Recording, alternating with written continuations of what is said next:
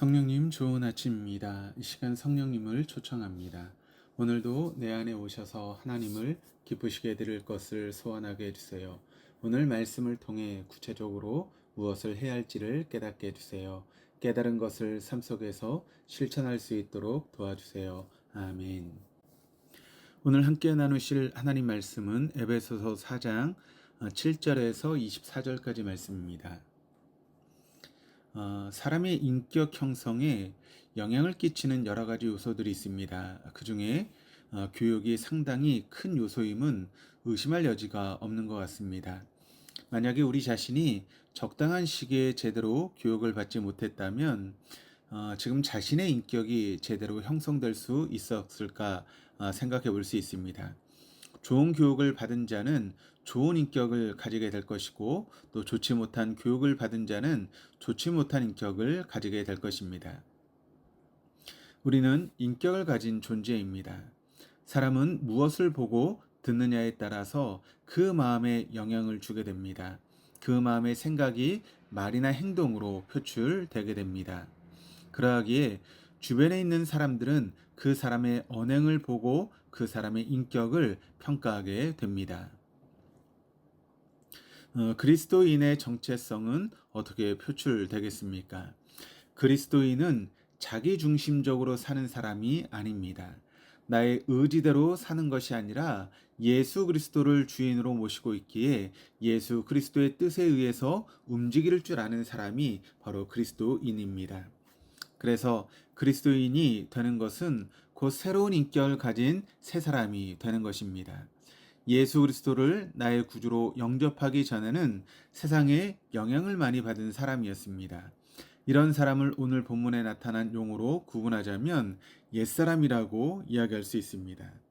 그러나 그리스도인이 되는 순간부터 우리는 새 사람이 되어집니다. 새 사람은 완전히 새로운 삶을 살아가기에 그리스도인이 되는 순간을 중생, 거듭남이라고 말합니다. 중생 이후 제2의 인생이 시작됩니다. 흥미로운 점은 옛사람에서 새 사람으로 변화되는 것을 그 사람의 외모로는 알 수 없습니다. 왜냐하면 표정의 변화 정도를 제외하면 외형적인 육체의 변화가 일어나지 않기 때문입니다. 그래서 사람들은 옛사람에서 새사람이 되었는지를 구분하기가 쉽지 않습니다. 그러나 그 사람의 말과 행동으로 표출되는 인격을 통해서 그 사람이 그리스도인의 정체성을 가지고 있는지의 여부를 판단하게 됩니다. 그러면 그리스도인의 정체성을 가진 자는 어떤 사람입니까? 이 질문에 나 자신은 그리스도인의 정체성을 가진 자로서 생활하고 있는지에 대한 반성이 있어야 하겠습니다. 오늘 본문에는 옛사람과 새사람의 특징을 말씀해주고 있습니다. 옛사람은 마음에 허망한 것으로 행합니다. 허망의 원어적인 의미는 진리와 거리가 먼 쓸모없는 것입니다. 진리는 곧 그리스도입니다. 생각이 허망해지게 되는 원인은 하나님께 대한 기본적인 자세가 결여되어 있기 때문입니다. 로마서 1장 21절 말씀이 이렇게 기록을 합니다. 하나님을 알되 하나님을 영화롭게도 아니하며 감사하지도 아니하고 오히려 그 생각이 허망하여지며 미련한 마음이 어두워졌나니. 이처럼 하나님을 알면서도 하나님께 영광을 돌리지 아니하고 하나님께 감사하지 않는 자는 그 마음의 생각이 허망한 것으로 사로잡힌 자입니다. 로마서 1장 22절이 이렇게 기록을 합니다. 스스로 지혜 있다 하나 어리석게 되어.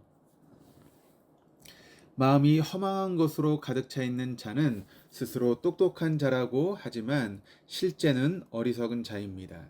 스스로 좋은 학벌에 배운 것이 많고 지식이 풍부하다고 하나 실상은 무지한 자일 수밖에 없습니다. 왜냐하면 온 우주를 다스리시고 물질과 생명을 주관하시는 하나님에 대한 지식이 없기 때문입니다.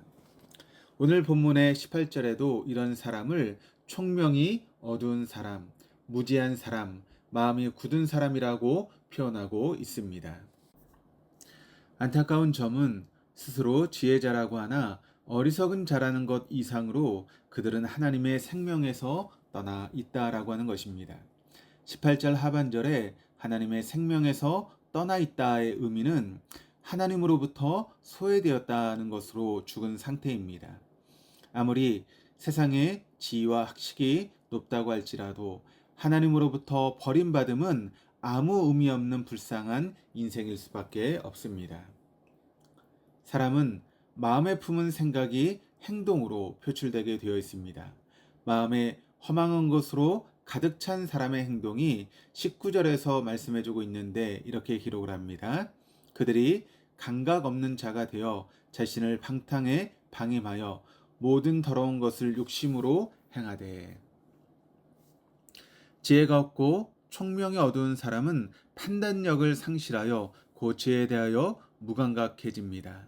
그래서 자신이 방탕한 생활을 하더라도 그 육체적인 쾌락에 자신을 제어하기 싫어해 그대로 두는 방임의 상태까지 이르게 됩니다. 이성과 양심이 있는 한 사람은 잘못된 길을 걸어가면 기본적으로는 그것이 옳지 못함을 알게 되어 거부감이 마음속에서 발생하게 됩니다. 하지만 이런 사람들은 이성과 양심의 소리에 자신의 행동을 제어하지 못할 정도로 육신의 쾌락에 자신을 내버려 두게 됩니다. 그리고 탐욕에 사로잡힌 생활을 하게 됩니다. 19절에 모든 더러운 것은 모든 부도덕을 의미하는데 기본적으로는 성적 부도덕을 가리킵니다.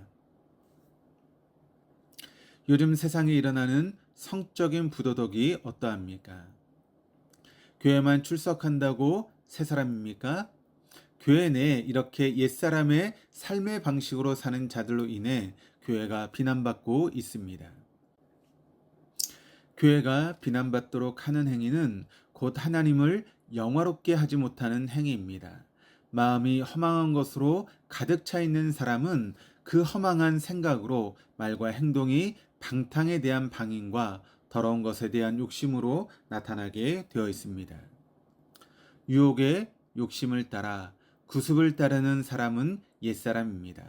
새 사람이라면 구습을 쫓는 것이 아니라 새로운 방식의 삶을 살아야 합니다. 그래서 성경은 옛사람을 버리고 새 사람을 입으라고 말씀하고 있습니다. 옛사람의 방식으로는 결코 하나님의 생명에 이르지 못합니다. 반드시 새 사람의 방식으로 살아갈 때 하나님의 생명에 다다릅니다. 새 사람이 되기 위해서는 우선은 하나님의 은혜가 임해야 합니다. 본문은 23절에 오직 너희의 심령이 새롭게 되어라 라고 말씀합니다. 너희의 심령이란 곧 너희 마음의 영을 의미합니다. 사람의 마음의 영이 먼저 새롭게 되어야 새 사람이 될 수 있습니다. 마음의 영이 깨끗해져야만 육으로 표출되는 말과 행동이 깨끗하게 되는 것입니다. 그리스도인의 인격 형성에 제일 중요한 부분이 바로 마음의 영이 새로워지는 것입니다. 마음의 영이 새로워질 때 그리스도인의 정체성이 바로 확립되게 되는 것입니다. 마음의 영이 새롭게 됨은 자신의 힘만으로는 될 수 없기에 성령 하나님의 도우심을 간구해야 합니다. 그리고 새 사람이 되기 위해서 필요한 것은 24절에 언급된 하나님을 따라 의와 진리의 거룩함입니다. 의와 거룩함은 하나님의 형상대로 재창조함을 받은 사람의 윤리적인 덕목이며 자질입니다. 이러한 덕목과 자질을 갖추었을 때 그 사람은 그리스도인의 정체성이 확립된 새 사람이라 불릴 수 있습니다. 의라고 함은 모든 생활 가운데 하나님의 말씀대로 충실한 삶을 사는 것을 의미하며, 거룩함이라 함은 세상과 구별된 악에 물들지 않는 성결한 삶을 의미합니다. 서두에 사람의 인격 형성에 교육이 큰 영향을 준다라고 했습니다. 우리는 누구의 가르침을 받고 있습니까? 우리가 그리스도인의 정체성을 확립하도록 어떤 교육을 받고 있습니까? 우리는 그리스도를 제대로 배워야 합니다. 사도 바울은 오직 너희는 그리스도를 그같이 배우지 아니하였느니라 라고 말했던 20절의 외침대로 우리는 그리스도를 제대로 배우기를 소원합니다. 우리의 진정한 스승은 교회 목사가 아니라 진리 대신 예수 그리스도이십니다. 21절의 말씀처럼 진리가 예수 안에 있는 것 같이 너희가 참으로 그에게서 듣고 또한 그 안에서 가르침을 받아. 옛사람을 벗어버리고 새 사람을 입는 자들이 되시기를 주님의 이름으로 축복합니다. 기도하시겠습니다. 하나님 아버지, 그리스도의 보혈로 새 사람이 되는 길을 열어주심을 감사드립니다. 저희들 이 세상에 살아가면서 허망한 생각에 사로잡히지 않게 도와주옵소서. 언제나 진리 대신 주님의 가르침으로 잘 교육받아 유혹의 욕심을 따라 썩어져가는 옛 습관을 버리게 하시고 심령을 새롭게 하여 새 사람으로 마땅한 그리스도인의 삶을 살아가게 하여 주옵소서. 감사드리며 예수 그리스도 이름으로 기도드립니다. 아멘.